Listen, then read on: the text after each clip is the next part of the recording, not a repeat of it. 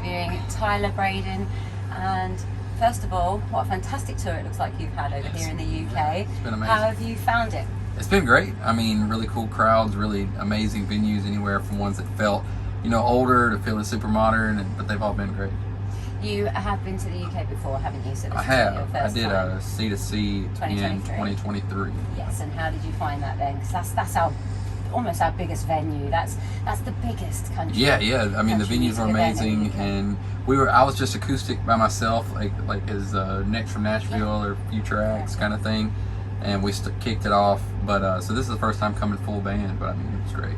And you all having a good time. For sure. And how many of you have you brought over? How many we got? 4 in the band. 7, 8. Yeah, and we had some friends, and my mom's here, and just. Oh, you got your mom. Yeah, so awesome. we've had up to 13, 14 people on the bus. So you're having a good fun. Oh, yeah, That's having a good time. Also, you're touring with the Osbournes. How? Yeah, I mean, they're unbelievable. They bring the party. In fact, you bring the party. I think a lot of your music is about bringing the party. I mean, there's obviously a lot more sentiment in a lot of your music, but I think that's how I view you, certainly personally, is just raucous and fun and bringing a beat and just getting everyone involved. Yeah, I mean, we've had a great time. I mean, when you're putting together a live set, you kind of try to have a little bit of both of it, and we have a 30-minute set, which is a little harder to do with that. Our headlining set obviously can have more of that in it. But yeah, we try to do a little bit of everything. Brothers Osbourne obviously does a great job. I've got to go out there and watch their show a few times, and John is such a great guitar player, and so it's really cool to watch their band work together, and they're an awesome show. I think even when you work with musicians for years, they can still be your muses, aren't Absolutely, they? Still look to them and still take something from them. No doubt about it. Yeah, absolutely. Interesting start for you.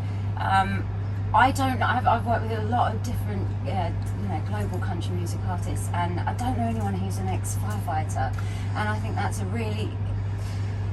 got to have heart and passion and care about people, and that's really interesting. How does that sort of come into your music as well? I mean, you bring a lot more over than you realize, like small things like living with the same people for 24, 48 hours and on the road even longer than that, but you kind of learn to do that a little bit.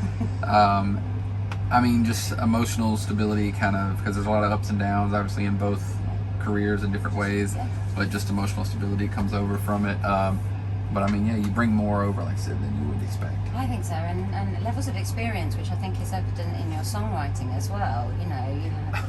It is because when I say you want to bring the party, because you've seen a lot. Yeah. I mean, most of our, songwriting is mostly empathy, and because a lot of people ask, is this song true? Is this?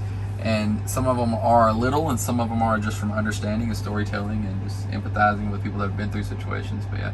Well, that's the country music, but so you have a significant country element, but I know that you have a rock background, and you still bring that, and that's why you and the boys, it all works. How do you find that over in the States?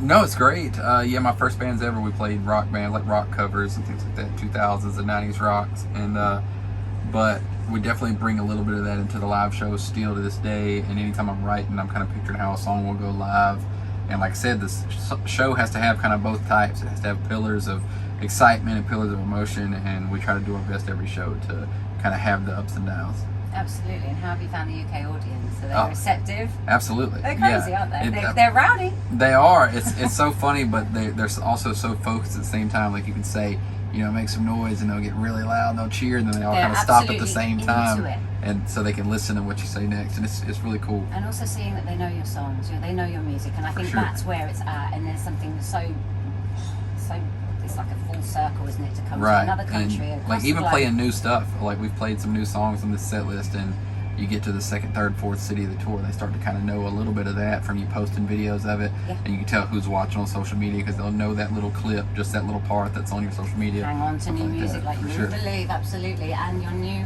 EP is absolutely fabulous. Why Devil? Why Devil? Oh, well, we just had this idea to kind of put out 2 different projects.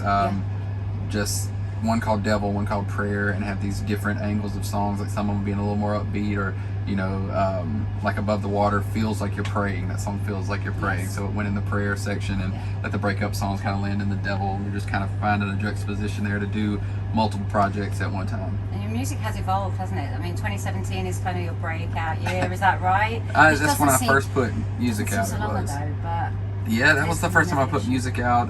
Last year was our biggest year so far, and it's cool to see it grow. With every time you put on a new song, you grow a little bit. And last year was a big jump. We had a great year.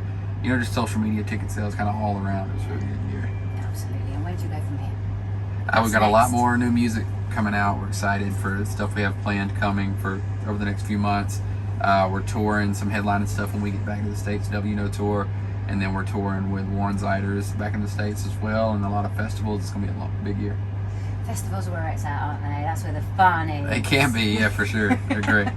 I think that's. They're up and coming now, aren't they? And there's so many. Have you got quite a few lined up over in the States? We do, yeah. And I mean, there's some in. You say up and coming. There's some in the States that have been going for decades. Yeah, it's the UK. It's exploded. Festivals. Right, You've got a festival every week. I love that. It's very different for us. Country wasn't this big, and that's why you're seeing certainly the explosion over here, which is including you. That we really are recognising how fantastic country music is, and actually taking it into our hearts. Finally. I mean, because us country music fans that have been doing it since we were little are sitting there going, "It's about time." Yeah, I love it for sure. So it's great to meet you. Thank you so much. Great to meet you all. Yeah, thank you so much. Thank you so much for your time today. See you soon, and good luck. Thank you so much. I appreciate it.